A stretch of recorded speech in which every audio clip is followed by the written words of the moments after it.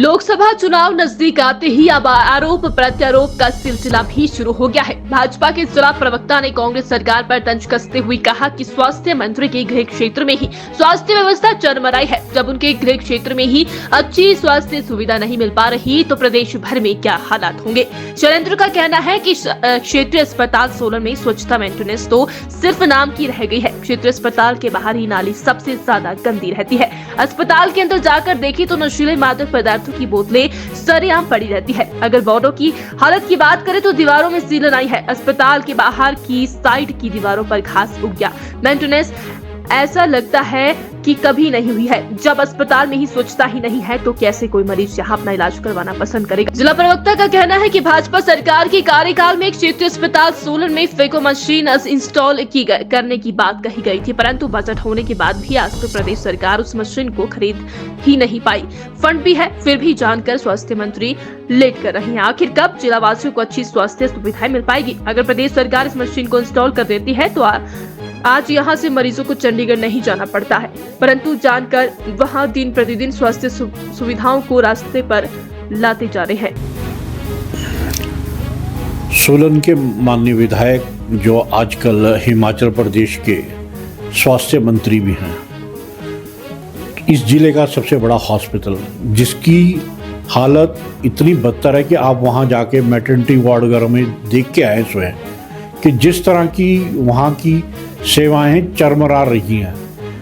जगह जगह गंद पड़ा हुआ है, लग ही नहीं रहा कि भी ये हॉस्पिटल और ख़ासकर ये मैटरनिटी वार्ड है। आप वहाँ की स्वास्थ्य सेवाओं के आसपास की जो साफ़ सफाई का जाके ध्यान देंगे तो आप हैरान हो जाएंगे कि भी क्या ये जिला सोलन का जहाँ के ये स्वास्थ्य मंत्री हैं, क्या ये उनका हॉस्पिटल है।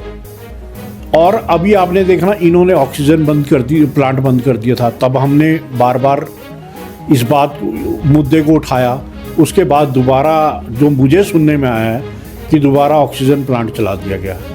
लेकिन इससे भी गंभीर बात मैं आपको बताता हूँ, हमारे पिछले भारतीय जनता पार्टी की सरकार में आइस के लिए जो कैटरेक्ट की सर्जरी करने के लिए फेको मशीन के 43 लाख रुपए उस समय के जमा किए हुए हैं। लगभग 1.5 साल हो गए उसको, पैसे जमा हुए हैं लेकिन वो अभी तक वो मशीन उपलब्ध नहीं करवाई गई। इस कैटरेक्ट के जो सीनियर सिटीजन हैं, ये आइस सर्जरी के लिए ये मशीन उपलब्ध होती है।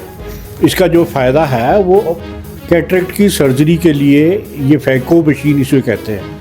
तो 43 लाख रुपए 1.5 साल से डिपॉजिट, ये जो हमारी पहले उपायुक्त मैडम थी कुल्हारी मैडम, उन्होंने ये पैसे डिपॉजिट करवाए थे और आज तक लगभग 1.5 वर्ष हो गया।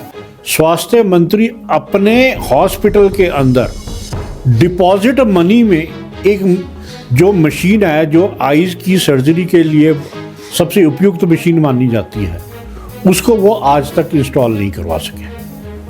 और इस मशीन से शहर और शहर के आसपास के लोग, वरिष्ठ जो हमारे नागरिक हैं, उनको सबसे ज़्यादा लाभ होता है।